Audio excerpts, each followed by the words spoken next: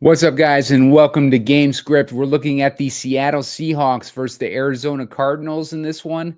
Coming off our first big hit of the season, we're going to keep it going with this Thursday night football game, and I'm going to get into it right after this.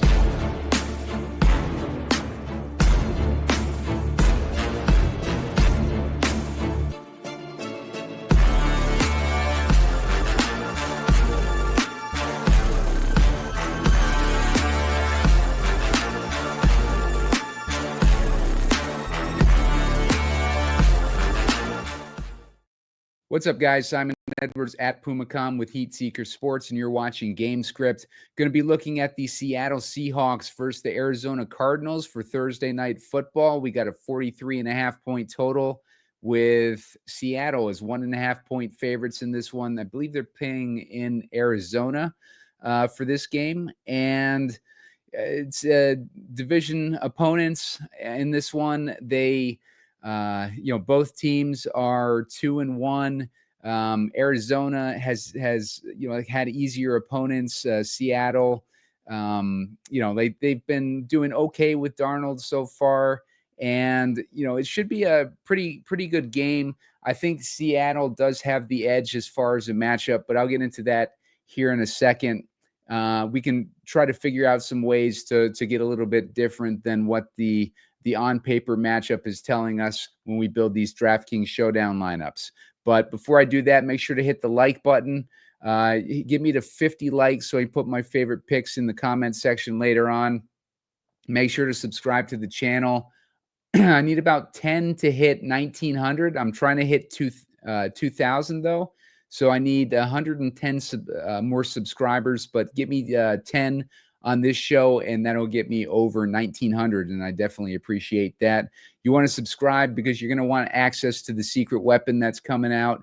Going to unveil a website in a couple weeks that's going to be a huge resource for us in our research for showdowns and main slate, and just about like any game that you play, fantasy, betting, props, like whatever you want to do. This is going to be a good tool for you to use in your research. Going to try and look at ignored players, lesser players that have lesser news and blurbs about them when it gets difficult to find information that you're looking for at the last minute when you find out a guy is out or whatever.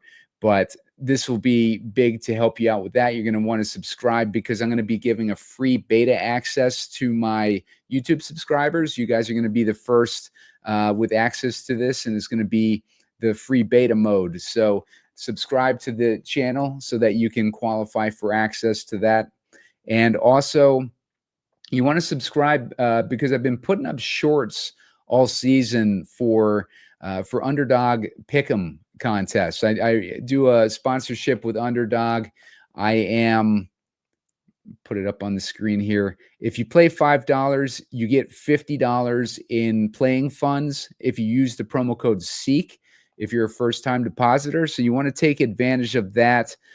Now, the first hit that I had on the season is an Underdog hit. I've come very close with the captains hitting on several of these showdown slates so far, and I had a very close call on the Washington game the other day with getting the winning lineup built on the show, but did not. I had Terry McLaurin instead of Deebo Samuel, in that just swapping those would have made it easy to hit the winning lineup, but was not the case. But I'm going to share over the winning lineup that I had this past weekend. We had Luther Burden was the one that put it over the edge. That was the guy that turned this pick'em into an 87x return. But Luther Burden, I had him for higher than a rushing or receiving touchdown. I had Brandon Aubrey higher than 1.5 field goals made. Both these guys were playing against each other in the same game, and they both hit their numbers in the first quarter, which was nice. It made it less of a sweat. TJ Hawkinson made it a little bit more of a sweat. He hit 5.5 targets at the very last quarter, last couple minutes in the game. He caught a game-winning touchdown or a game-sealing touchdown in that one. Jake Browning, lower than 236.5 passing yards. That was easy. And Russell Wilson was a gimme pick, which Underdog's been giving a lot of gimme picks these last couple weeks. So keep an eye out for those types of promotions. So as you can see with that pick'em contest, I ended up winning 87 times my money. I put in $10 on it. I won $875. So that's nice for keeping these pick'ems going this season. Use the promo code SEEK. They're going to give you $50 in free playing funds when you make your first $5 play over on Underdog. So take advantage of that. And let's get into the DraftKings breakdown here. So we're looking at like I said, a 43.5 point total. I think this one could go higher than that, like just based on the familiarity between these two teams. But also, like, Arizona gave up 300 yards and 3 touchdowns to Carolina in week 2. So and they lost to Mac Jones last week. Like Mac Jones playing in that Shanahan system. Shanahan was after Mac Jones in the draft a few years back when they ended up picking Trey Lance instead. There was a lot of talk about how Shanahan wanted Mac Jones, and they ended up like going with what's his face, Trey Lance as the 3rd overall pick for whatever reason. But Shanahan was apparently very high on Mac Jones, but he's in that system now, and they beat the Cardinals last week. Cardinals beat the Panthers that week that Bryce Young went off, and then in week 1, the Cardinals won their week 1 game as well. That one was against Spencer Rattler. So they haven't exactly faced any good quarterbacks so far. And this week they get Sam Darnold. Darnold has not been throwing a ton. You can see his rushing or his passing attempts. Highest so far has been 33 pass attempts against Pittsburgh in week 2. They had a 31-17 win in that one. Week 3, they won 44-13. Really, like, Sam Darnold just wasn't really needed in that game against New Orleans. They had it well in hand. They ended up winning 44-13. Like I said, they lost that week 1 game, 13-17. They also lost to San Francisco. So San Francisco beating 2 division opponents right off the bat. And, Sam Darnold, I think, is going to probably be in line to have a more competitive game than the last couple weeks. So I could see him throwing closer to maybe 30 passes in this one. They've been run heavy to start the season, but I think that could potentially change in this one. Kyler Murray has, he's always been a disappointment, but so far this season, 18 DraftKings points, 15 DraftKings points, and 14 DraftKings points. They're 2-1 with their record. They lost last week to San Francisco. San Francisco with a tougher defense this season. They lost 15-16, so they barely lost. But San Francisco is basically a decimated team. Half their offense is injured and on IR or out for the season or whatever. So, very easy competition last week as far as the offense that they were facing, and yet they still lost that one 15-16 based on San Francisco's defense. But Kyler Murray, as far as the stats, rushing stats, he's hit 30 rushing yards in every game so far. Has not scored a rushing touchdown yet. That could happen in this one. Seattle has been weak against the run game this season. In fact, they're giving up. What are they giving up? They're giving up 23.1 DraftKings points a game to running backs. And, I don't know that they've faced a rushing quarterback yet, but, this will be their first test in Kyler Murray. So, let's see. Let me go back and look at Seattle. I want to see if they faced a rushing quarterback yet. Nope. Aaron Rodgers. They faced Brock Purdy in week 1. Brock Purdy runs a little bit, and then they faced Spencer Rattler in New Orleans. So they haven't faced a quarterback like Kyler Murray yet this season. Let's see what Kyler Murray's history has been against the Cardinals to get an idea. Going to look at Kyler Murray over here on Pro Football Reference. Let's get an idea of how he's performed against Seattle. Going to sort it by opponent. All right, so these games that he's had versus Seattle, we're looking at 259 passing yards and 2 touchdowns. Let's see. First, let's see if he scored any rushing touchdowns against Seattle so far. Doesn't look like he looks like he scored a couple against Seattle, but it's been a few years. 2019 and 2020 is the last time he basically scored against them on the ground. He's had some big rushing games against them, though. A few years back, he got 60 yards, 100 yards against them. With this new coach, we want to look at the last couple games mainly because he's Mike McDonald is a defensive-minded coach. He joined Seattle last year, and last year they beat Arizona 18-30, and Seattle won 16-6.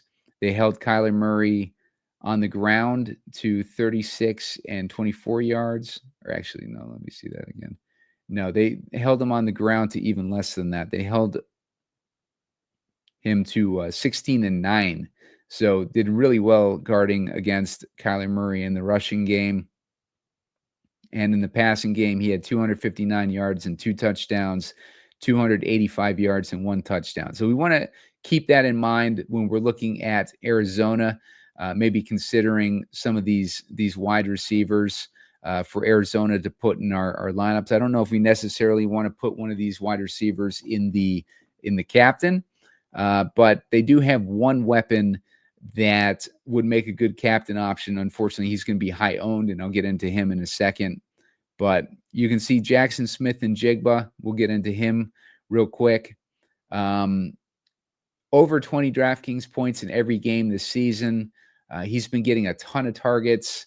I think he's been getting targeted at the highest rate in the 2000s, I believe. So he's been having a monster season, but they haven't been throwing a ton. So we're looking at targets of 13, 9, and 6. I think that goes up this week because, like I said, I think this is going to be a tighter game. I wouldn't be surprised to see it closer to that 13 targets in this one against a division opponent. Let's see what Jackson Smith-Njigba's done.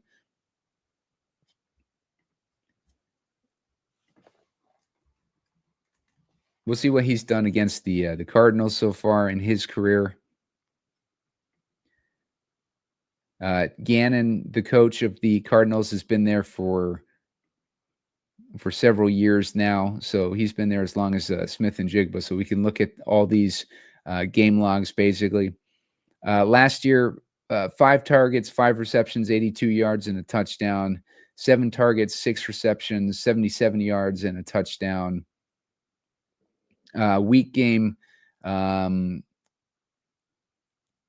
Weakest game here is 5 targets, 3 receptions, no touchdowns. But it looks like he scored in 3 out of 4 games against Arizona. So he's done traditionally well against Arizona, and he comes in with a good matchup in this one as well. Arizona is giving up. They look like they're one of the worst defenses in the league. They've given up 24.8 DraftKings points a game to wideouts. They've given up 15 DraftKings points a game to the slot.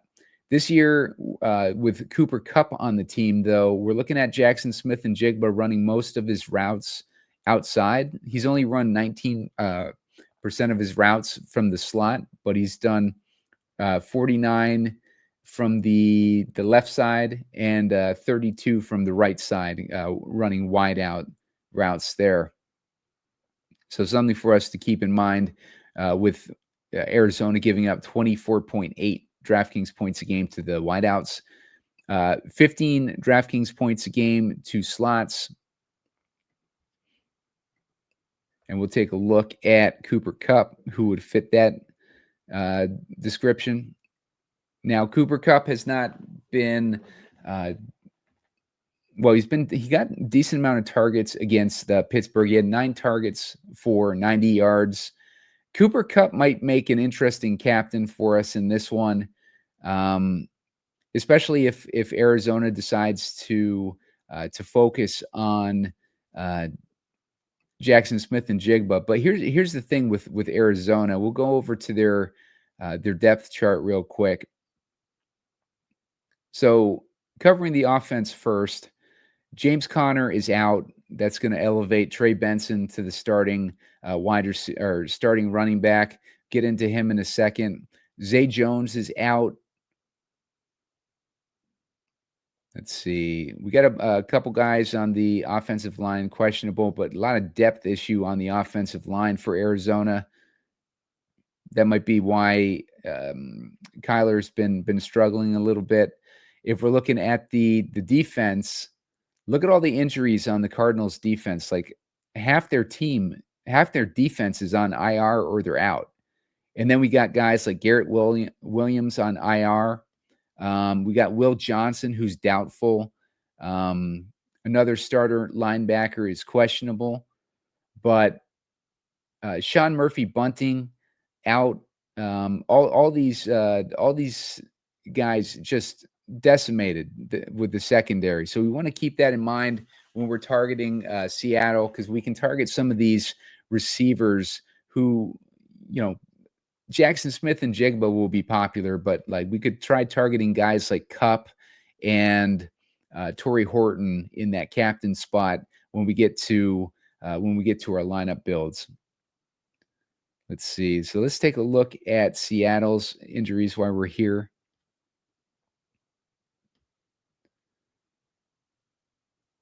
Seattle, Charbonnet looks like he's going to be back. He's questionable. He was out last week, but it didn't really help Kenneth Walker. He still had a bad game. Some depth issues on the offensive line. And then, just a few injuries here. One on the defense. We got one in the secondary in the safety position. And then we're looking at Jonathan Hankins out and Riley Mills out. Boy Maffey is questionable.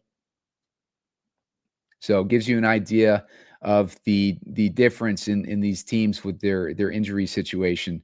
So Cooper Kupp in play this week against a decimated defense. And on top of that, Cooper Kupp is also one of the more heavily targeted guys against man coverage, which let's see, get an idea of what type of man coverage situation we're looking at here. So Arizona's running man coverage at a 49% clip.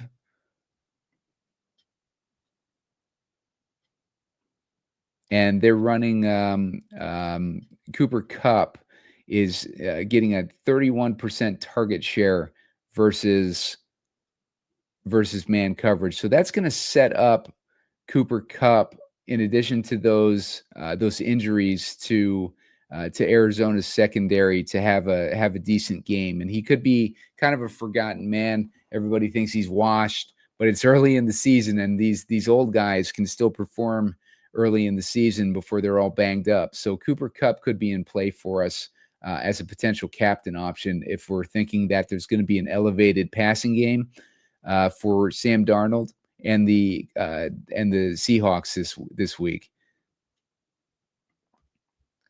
Let's take a look at. Let's go to Walker next. Walker, he ended up having 18 DraftKings points last week, 21.8 the week before. Only averaged 2.4 rushing yards, though, against New Orleans last week, but he made up for it scoring a touchdown. Couple touchdowns. Uh, he had a better week against Pittsburgh, where he had about 8 yards per carry, had a touchdown in that game too. So, Kenneth Walker will be in play in this one. If we're looking at the running back matchup, Arizona's allowed 24.4 DraftKings points a game to the running back position. So Kenneth Walker will be in play as a running back option for us. He's going to be splitting the backfield with Zach Charbonnet, who is, if we're looking at flex prices, he's at 5,400. Charbonnet has been terrible. 0.7 yards per rush in week 2, 3.9 in week 1. But he has not looked good, but he's a good pass blocker. So he still gets on the field a ton. And, expect that to happen this week too. But he is coming off an injury, so maybe he'll eat less into Kenneth Walker's workload than he might normally. Sam Darnold, we already went over Sam Darnold's situation. Trey McBride, he's pretty cheap for his role in this offense. He's had 9 targets, 7 targets, and 8 targets. Has not capitalized on them with his yardage totals, but he had a touchdown in week 3. Last year it took him until week 17, I believe, to score a touchdown. So Trey McBride's already ahead of last year, but he has probably the best matchup on the slate. Seattle has been terrible against tight ends. They're giving up, I believe, the most points in the league. Yep, most points in the league to the tight end position. They're giving up 20 DraftKings points a game to the tight end position. So that's going to set up Trey McBride to have a very nice game in this one potentially. So keep in mind, obviously, Trey McBride, he'll be a captain option for us. Trey Benson gets the backfield to himself right now. And the Seahawks are bad against defending the pass catching running backs. So that's going to set up Trey Benson. He had 6 targets and 4 targets in his last couple games. You can expect him to be a part of this passing game this week, especially they lost Zay Jones to a concussion. So Zay Jones, their slot receiver, is out this week, and that it's going to set up Trey Benson even more to maybe pick up some of that short yardage work in the passing game this week. So Trey Benson will be in play for us.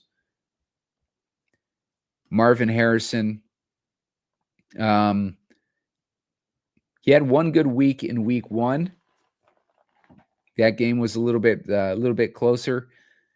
I would not be surprised to see him have a decent week this week against Seattle.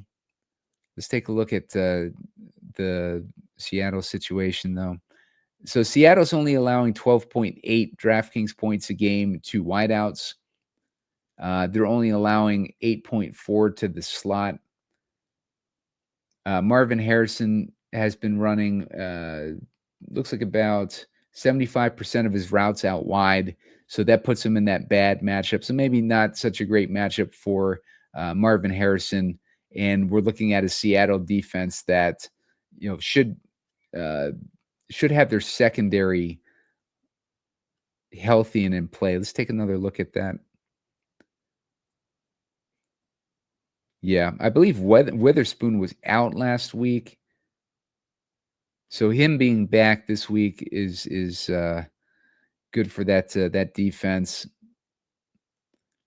And like I said, we're missing one of the safeties, but Reek Woolen and Devin Witherspoon are both in this week. So, they're going to be a tough defense. The Cardinals are going to have a tougher time in the passing game than Seattle should.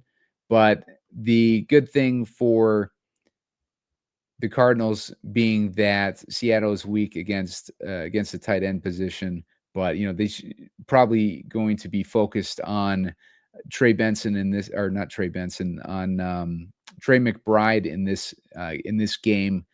So I don't know how much that weak tight end defense is going to mean in this one if they're focusing the resources that they would be focusing to a stronger wide receiver core to the tight end position in this one. Cooper Kupp went over. Let's skip over these quarterbacks. Torrey Horton, I highlighted him in the preseason. Before the season started, I had a video short in a series that I was doing where I highlighted Torrey Horton. I projected him to be a breakout candidate, and the last couple games he's looked great. He had 4 targets, 3 receptions in week 3, had a touchdown in that one. 5 targets, 2 receptions for a touchdown in week 2. So 2 weeks in a row with a touchdown, and those were both blowout wins. He also had a kick return touchdown, I believe, in last week's game. So Torrey Horton having a decent season so far. Let's take a look and see what his snap count is.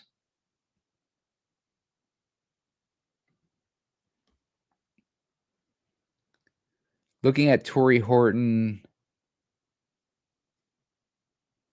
Smith-Njigba only had a 49% snap count last week, and Cooper Kupp too. I think those were primarily because of the massive lead that they had. So they probably had these guys wrestling. You look at the previous week though, you can see 65 for Njigba, 69 for Kupp, and 40 for Horton. There's going to be a lot of talk about how the dropbacks for Seattle have been pretty light, but I think that's based on the opponents that they've faced, especially with New Orleans winning 44-13. Beating Pittsburgh 31-17. I mean, when you have these big leads, they're just focused on running the ball. So they really the only week that they've had that was competitive was when they lost to San Francisco in week 1. And even in that game, like the scoring was so low that they probably weren't throwing the ball a ton. So Torrey Horton will be in play for Thursday, though.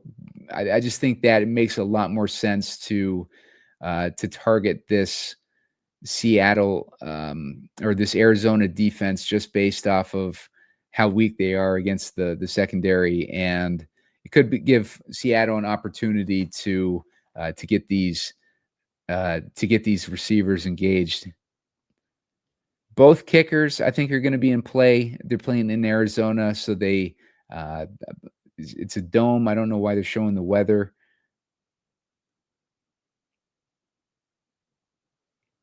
We got both defenses. I think I like the Seahawks defense this week. The Cardinals have all those injuries. Seahawks defense against Kyler. I don't think Kyler's a very good quarterback, and Seattle's a really good defense. So I think Seattle could do something against Kyler Murray in this one. I'd keep them in my player pool.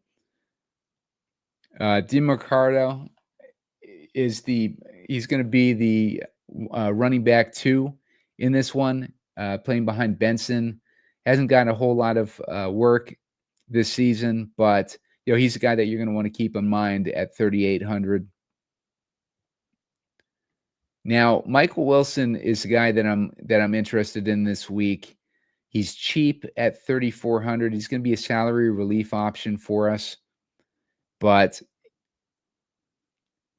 let's take a look over here at Michael Wilson's history against Seattle.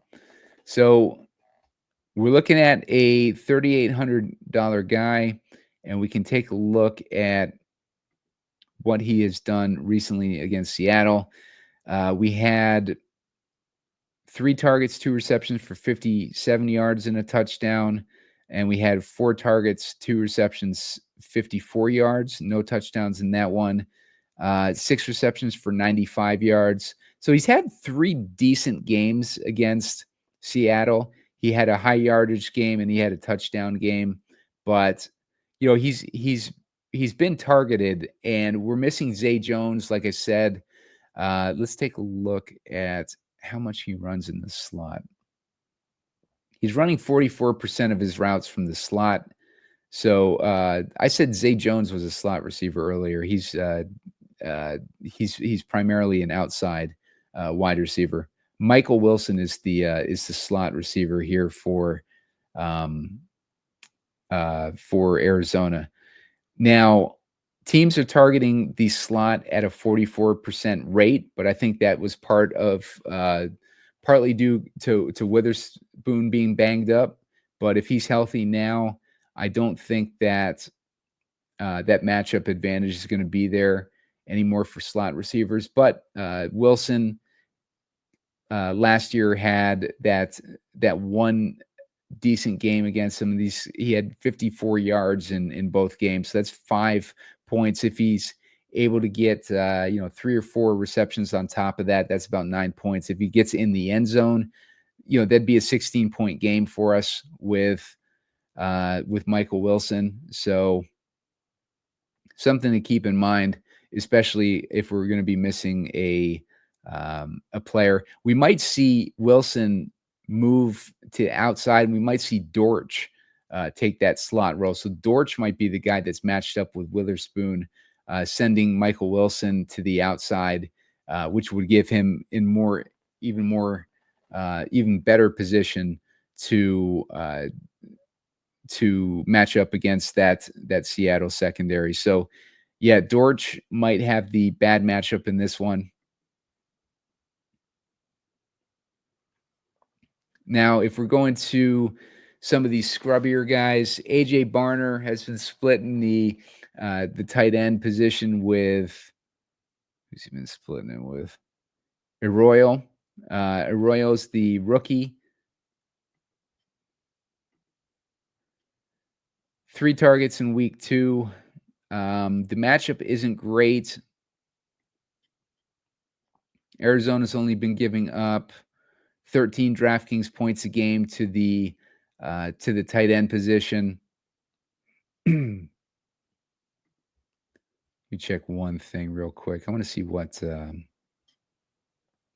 Smith-Njigba has a 28.6% target rate versus man coverage, and Torrey Horton has a 25%. I know I covered Cooper Kupp in the beginning, but with them running man coverage at 48% rate, like all these receivers do pretty well with their target shares against man coverage. So just keep that in mind. But yeah, not a great matchup for the tight ends. But Arroyo's only 800. Let's see what kind of usage he got. Let's see what his snap share was.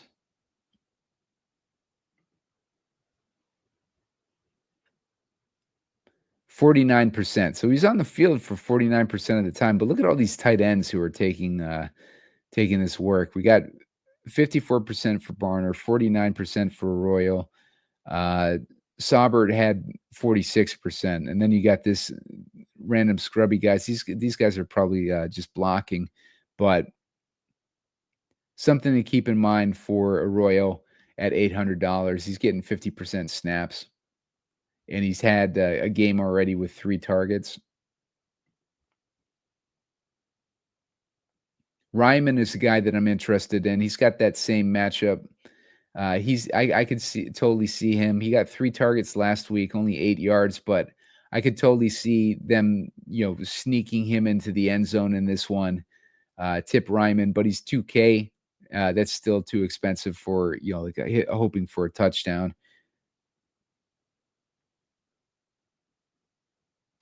Higgins is another touchdown, another tight end. 2 targets, 3 targets, 1 target.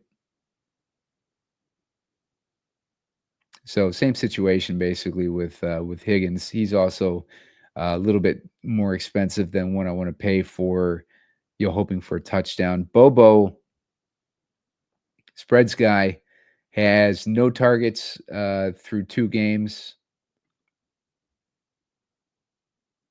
I should say through 3 games, but he's only played in 2 games. Michael Carter.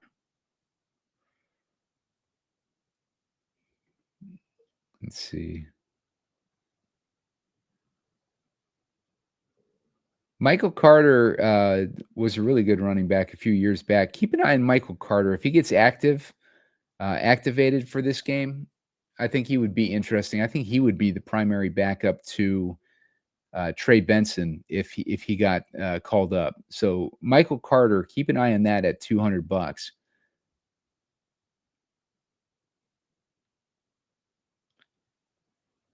Other than that, I don't see a whole lot that I'm interested in.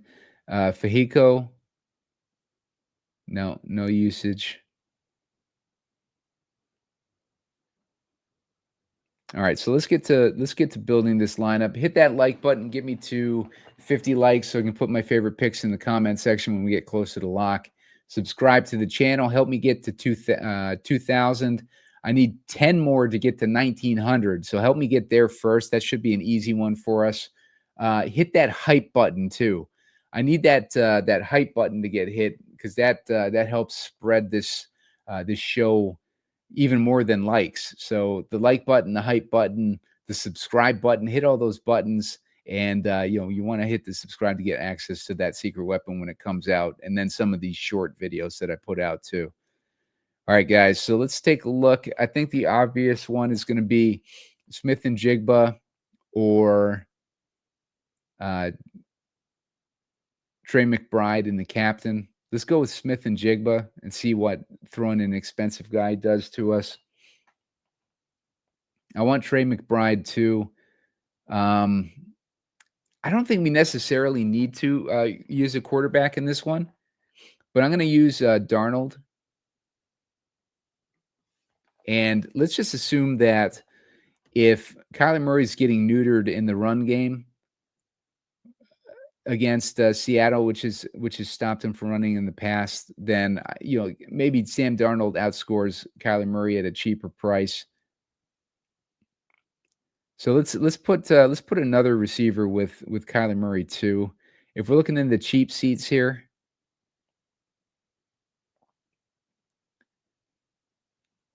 let's put Kupp in there with him. Leaves us with 6,700. Let's put the defense in there too, and leaves us with 2,700. That 2,700 not going to do us much good. Let's get rid of that defense. Let's get Wilson in here. Leaves us with 3,300. I wouldn't want to put a third Cardinals receiver in this one. So yeah, I'm not really liking the Smith-Njigba build. If we didn't want to use any quarterbacks in this one, let's get Darnold out and let's put in Trey Benson instead. So we got Benson, McBride. Let's get rid of Wilson. That gives us 3,900 per guy. Let's get one of these kickers in here because if we don't have a quarterback, then we probably want to put a kicker in here. Let's put Ryland in there. Leaves us with 3,100. So at least that way we have Barner. So we know we're getting like a starter at least. So, like not a bad setup there. I probably would want to get the Seattle defense in there.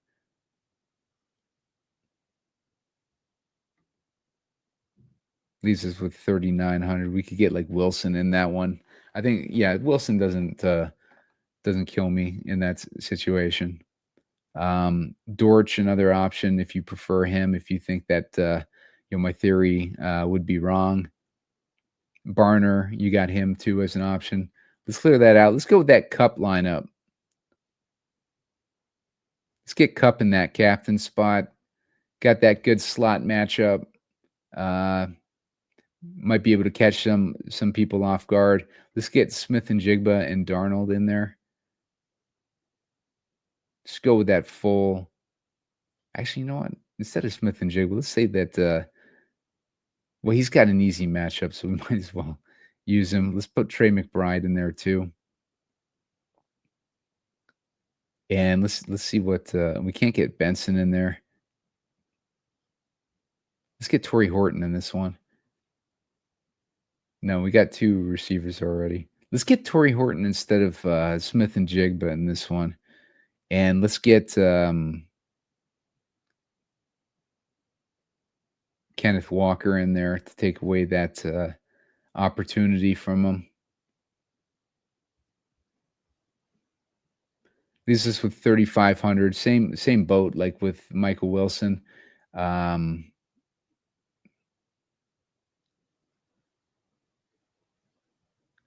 Michael Wilson, Greg Dortch, guys like that.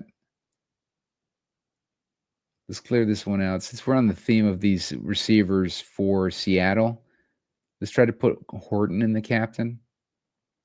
Let's go with Smith-Njigba in this one too. I keep putting Smith-Njigba because he's got the highest floor out of these guys. Let's get Trey McBride. I'm looking for floor guys. Trey McBride's another floor guy.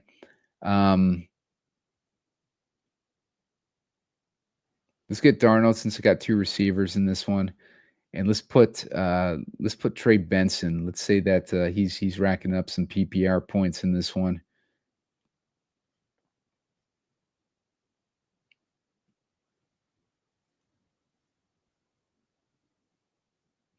Yeah, I don't like where that leads. Let's get Smith-Njigba out. Let's put Kupp in this one. Leaves me with 5,700. You could get Zach Charbonnet if you wanted to, but these kickers are who I'd prefer. These kickers are Seattle's defense. I like all those guys as options.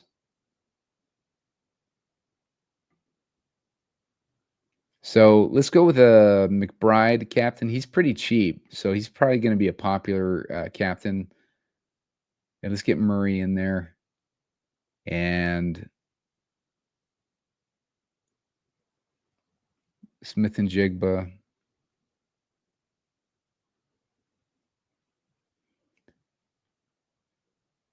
Let's see. Seattle's going to want to run the ball. But it's, Kenneth Walker at 10-4. It's kind of hard to squeeze him in there. Let's get that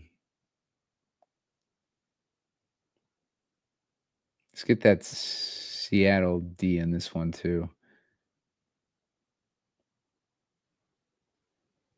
This is with 4,700 per guy. If we think it's a low-scoring game and we wanted to add a kicker in this one too, but let's add Michael Wilson in this one since we got Kyler in it. That leaves us with 6,100. Puts us in Torrey Horton range. You could use Horton or Zach Charbonnet if you wanted to use a running back. Then you got both kicker options.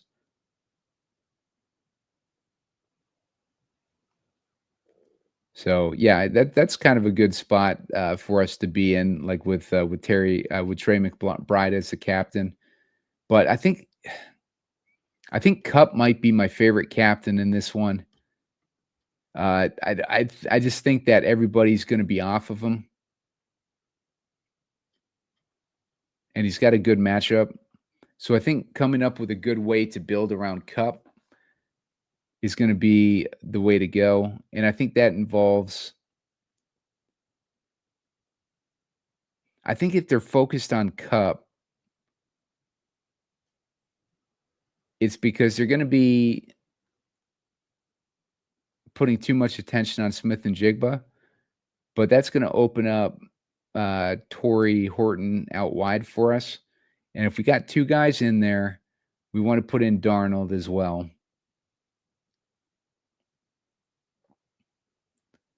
And on the other side, we know it's Trey McBride and Trey Benson are going to get the most volume over there. That leaves us with 5,100. We could put either kicker in this one. So I really like this build. I think I'd go with Arizona's kicker in this one.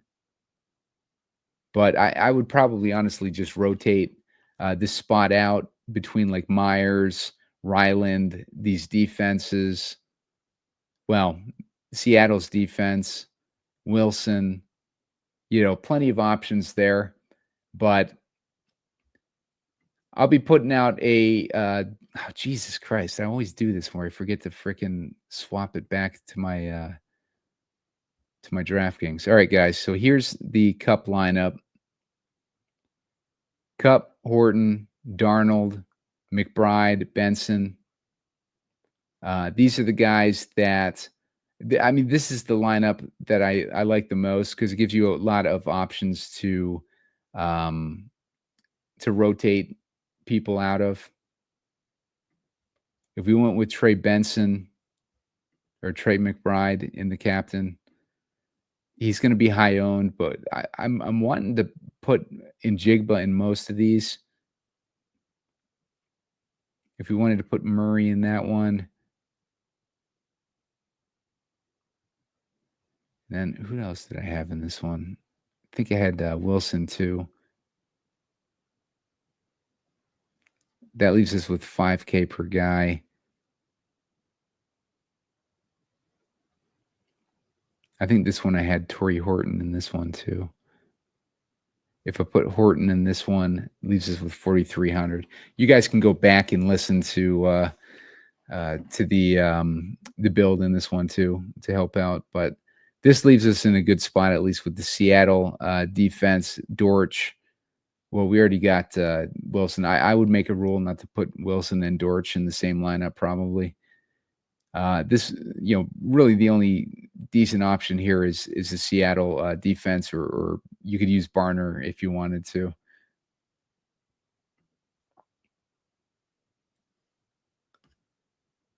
So, that should give some options. It's going to be an interesting week this week. You're going to want to subscribe to the channel to get those free access to the secret weapon when it comes out. Also, get alerts for when the shorts come out and when these shows come out. I'm going to be doing a show for the international game. Be putting that up before Sunday morning. So sometime on Saturday, look out for that. Should be a good weekend. We got 2 games on Monday too. So we're going to have a 2-game slate on Monday. So a lot of good slates coming up. That's even more incentive to subscribe. Get me to 1,900 subscribers and get me to 2,000 subscribers ultimately. So thanks for watching, guys. And I'll see you tomorrow with a short.